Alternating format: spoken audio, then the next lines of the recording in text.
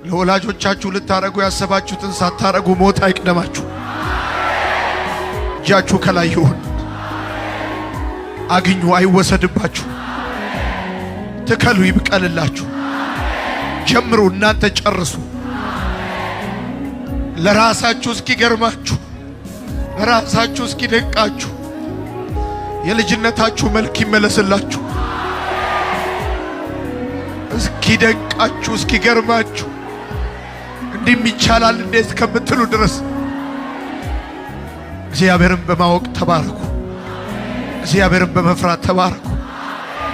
እግዚአብሔር ልባችሁን ከስብራት ይጠብቅ። ዓይናችሁን ከእንባ ይጠብቅ።